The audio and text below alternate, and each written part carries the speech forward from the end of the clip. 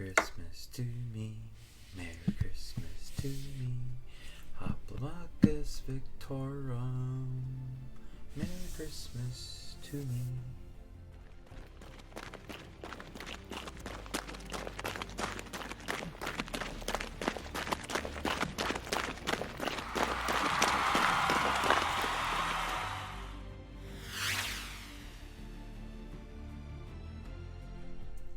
Welcome back to the Meeple Marathon. Ladies and gentlemen, Hoplomachus Victorum has finally made it to our doorstep. So this is the newest offering from Chip Theory Games. Hoplomachus was essentially their first big game to hit the markets. And this is not necessarily a second edition, but a just a continuation of that storyline. But this is a solo-only game where you are essentially a gladiator, and you're going to be entering various arenas to do on a lot of tactical combat, eventually taking on the psionic gods at some point or another. But as per typical Chip Theory Games fashion, there is an amazing production value inside this box. We also have a little premium hero tracker mat. I honestly thought this would be bigger, but that's fine. I mean, I have a feeling this game is going to take over a table anyways, so I'll probably appreciate the small size. But there's that. That was an add-on, as well as some premium health dice. So let's take a look at what is inside. 12 by 12 box. That would fit in a calyx, but this thing is dense. It is heavy, and the lid, oh gosh, did not want to come off. So here is the inside of the box. As per their usual Chip Theory fashion, they do a nice job of decorating the inside of the box. So there's that artwork. All right, we got a little Chip Theory Games catalog here. Let's see if Unbroken is in here. Didn't really get into Burn Cycle, but definitely looking forward to Cloudspire. I probably passed it, but this as well, coming to GameFound in, this says 2022. That did not happen, but I guess this was created in the spring of 2022, so they had high hopes. But no Unbroken? No? Okay. All right. Where to even start here? So this is a pad of paper that is being replaced by this. But it's not what you want to see first. All right. Let's see if we can find some sort of rule book here. Here we go. How to play. Again, this isn't quite the same as Too Many Bones. It's a little thinner, but I'm assuming it's the same high quality paper. It's not going to tear or rip easily. So we've got a game mat, a very large game mat, and then smaller arena mats that are going to fit on top. Draw bag, stadium seating, which is meant to give it that arena feel, but that's where you set up all your chip stacks. Prowess cards, reference cards, tracking pad, event cards, and then the chips. So Too Many Bones is all about the dice, really. This one is much more about the chips. All of the information, similar to Too Many Bones and the chips, all of the information that you need to know about a character, symbology-wise, is on the chips. There's not nearly the same amount of dice in this one. I did not get the $60 alloy dice, so you'll have to go somewhere else to check that out. There's a lot of text here, I'm not going to lie. But from what I've heard, this game is pretty simple to pick up on. There's a lot of iconography, so I'm hoping that there is a decent reference sheet in here somewhere. But just like Too Many Bones, you have like 3 or 4 reference sheets. Here's a quick reference sheet on the back. See what's just inside. Okay, here are details. All right, so there is the rule book. Here we have some Scion epilogues. Yeah, there's this skills track. So okay, Is she a Scion? Maybe. Hydra. Okay, here's somebody I recognize. Bing Quing, Decimus, Krakenlance. So I guess these are guys, because Krakenlance I know is just a person.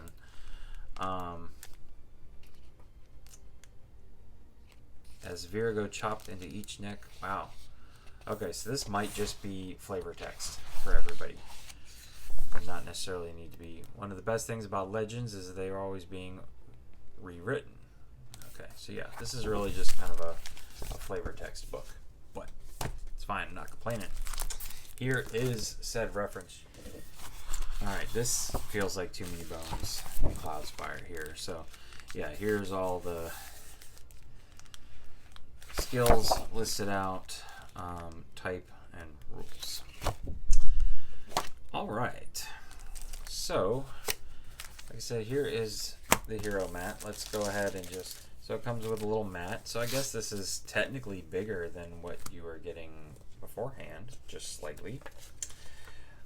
Here, tracking mat may be used in place of the paper tracking pad that comes with your game. It uses 14 of the included pegs. One spare peg has been included for your convenience.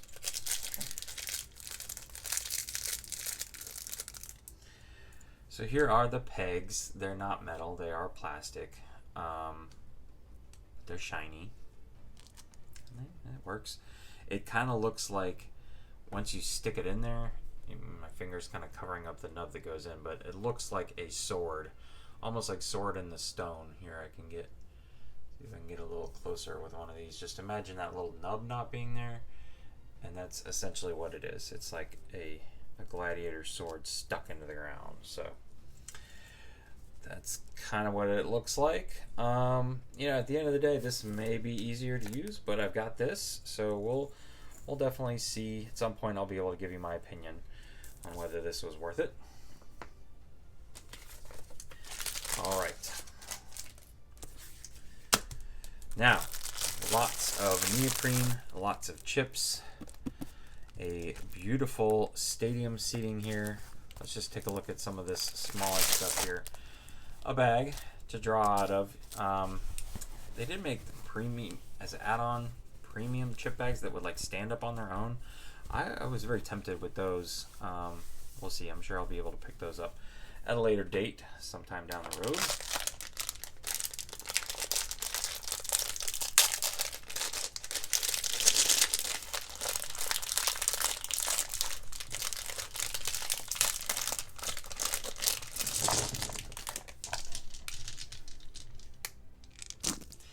Alright, here are the dice. These are really nice dice. They're like marbleized. They're very clear, different colors. 1, 2, 3, 4. I feel like we're missing, but maybe we're only supposed to have 4 of those. But you know, for the most part, they just have like swords and blanks on them. You know, again, not overly complicated. Here, I'm assuming like blue probably has more. Black probably has more hits than anybody. But that's it. This is all the dice in the game. Again, you could pick up an alloy, like a true metal set, that literally like rings when they strike each other for $60, I think, a set. But couldn't get down with that. Then we have super thick. I mean, these things are just bonkers. These feel like those slammers you would get with Pogs. Like, slam it down and knock those cardboard chips off. So these are going to be, I believe, are these? Oh, I haven't seen one. Okay, yeah, I guess these guys are the kind of main characters. Decimus certainly is. So, I guess whoever you decide to play with, you get one of these super premium, super thick chips. Got really nice artwork on the back. There's your stats on the front. First Strike, Dodge, and Fury Aura.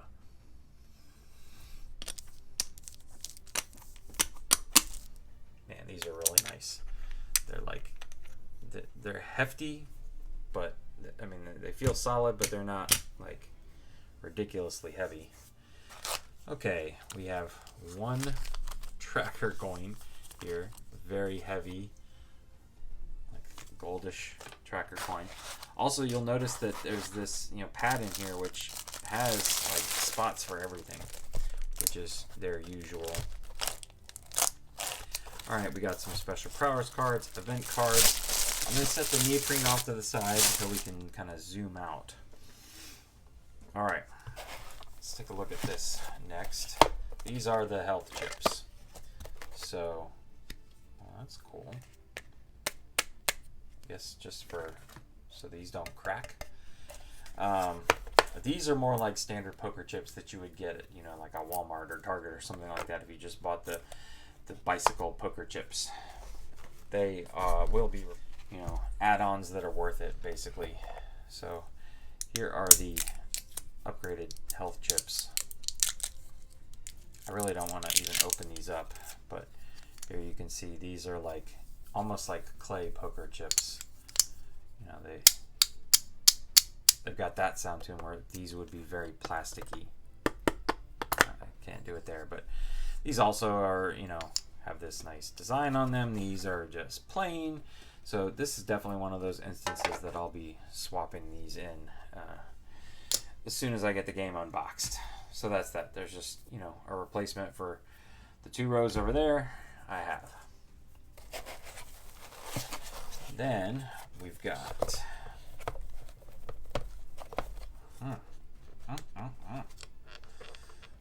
well, chip tray. I've got extras from Too Many Bones. Okay, yeah, that one came right off. It's this thing. This thing is like slid down on one side on mine, and it's not letting the lid come off. But and these are actually super thick too. I mean, look at this guy. I mean, this is a Scion, I guess, so maybe that's why. Okay, so the Scions, man, I mean, they got like a shine to them. Look at that. I mean, these are amazing. Amazing.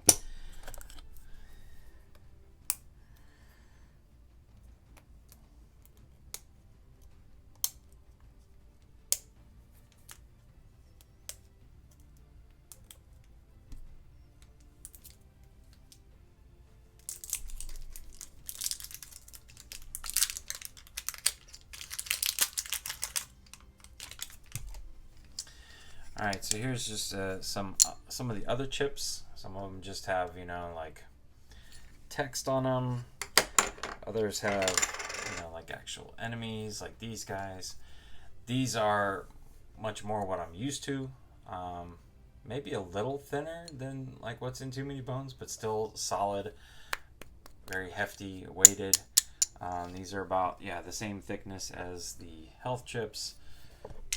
So maybe they're all the same size. Not quite a Scion size. Here you can just, I don't know if you could tell how much thicker that one is. I'm just loving these super thick chips. But yeah, just like your hero stats, everything is right here. All the information you need to know for the character is right there. So here's what that one blue one is. It's just a particular character. But then these yellow ones are like event dice. They'll have this symbol on the back as opposed to, like this symbol. Like these three are okay, here's one of these, an instant action, but just more people. I still gotta, get up to date on my Hoplomachus rules because I have never played Hoplomachus before. This is my first. All right, so then we have a whole bunch of these smaller size mini Euro cards here. These are all your prowess cards that are going to be specific to your hero. So for example, here's Kraken Lance's cards. These are the same super high quality waterproof cards. Follow my lead. Kraken Lance has 1 tactical and 1 inspire. Kraken Lance has a hook. Pick your target. So I don't know if these are randomized or if you get to pick and choose, but this is obviously upgrading your character. Really nice artwork on the back of those.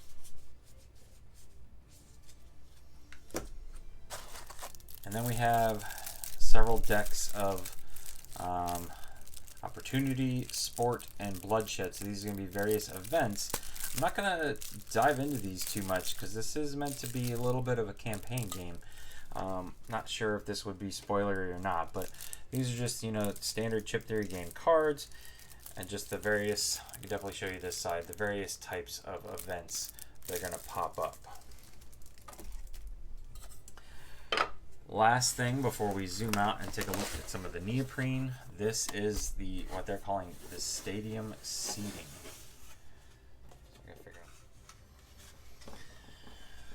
Okay, there you go. It would appear that in shipping, it just kind of has the opportunity to get really tucked up inside there, but I just kind of hopped it down on my leg a couple times to just shift it down enough, and then it just popped right off. So there's a cover, so you could actually technically store your chips. A lot of your chips in here. So really nice cover, but then, you know, this is meant to sit at the top of your neoprene board. We'll show it off here in a second, but you know, your chips will then just kind of sit in here like this. I'm sure there's a spot for everything, but it gives you this feel of, do they sit like that? I don't know what this front is for. Your dice maybe? Oh yeah. Oh yeah, look at that. Ooh, some of them can sit up here. It's like scions or something. I don't know what all goes up here. Maybe some cards even. Like that, maybe? Yeah. Oh man, this thing is cool.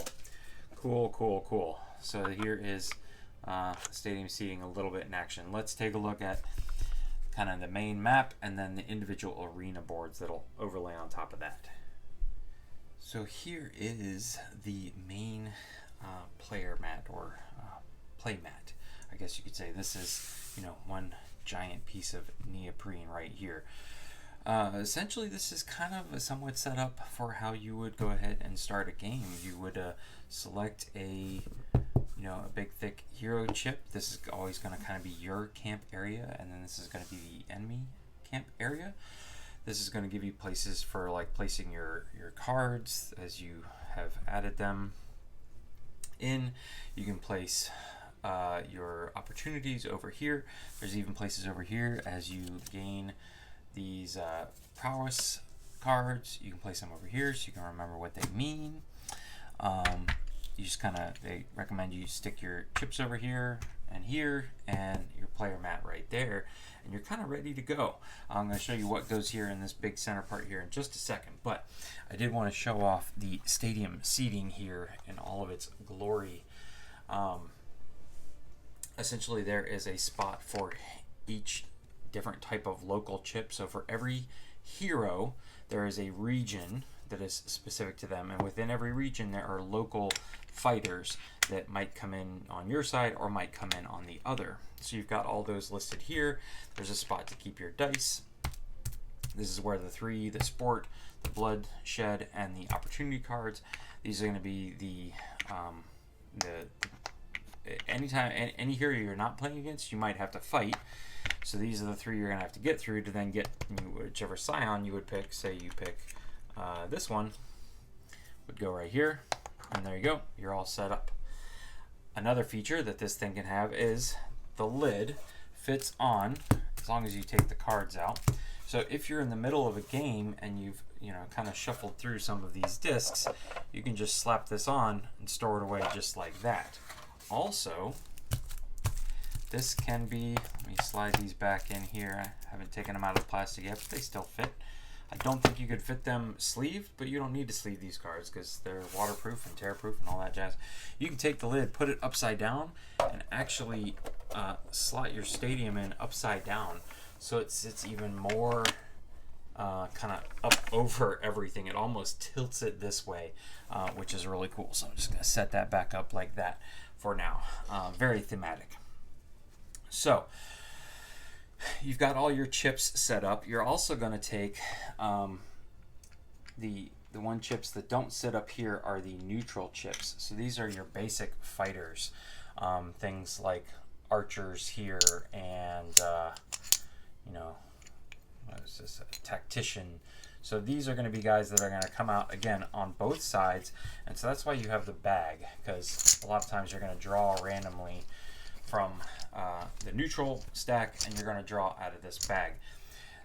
The reason you, or the ability for you to play any chip on both sides, is the reason why they have two different color health chips. So I guess you could pick at the end of the day, but I believe they have designated it that you would be the red and the opponents would be the blue. See here, you can see there's a blue flag over here, and there's a red flag right there. But I don't think it really matters at the end of the day, but this way you can quickly look at a glance, is this my unit or an opposing unit, because the colors of the chips aren't going to matter. Or the colors of the health chips do matter. Anyways, so there's your neutral chips there. There we go. The rest of the stuff that's over here is all going to be like tactics. These are all tactics chips. These chips back here are arena specific. So say, for example, you're playing capture the flag. This is your flag. You know, this is just a chip specific to an arena or an event. And then your, what's the opposite of tactics? Your boons or whatever. Not boons, but the bad things that can happen to you are here. So those are over there. But when you start the game, depending on who you have chosen, like I said, each one has a region. So if I chose Decimus here, he would go into the New Argonauts region, here into the capital. And that also is going to tell us, okay, any bloodshed or sports that are going to happen in this location. So these are special rules for this location. So we would put this over here somewhere so we can keep up with it. And then here we have a whole nother layer of neoprene coming out, and boom, this sits right there. That's what fills up the middle, and this is your arena if you are doing any events in New Argonauts.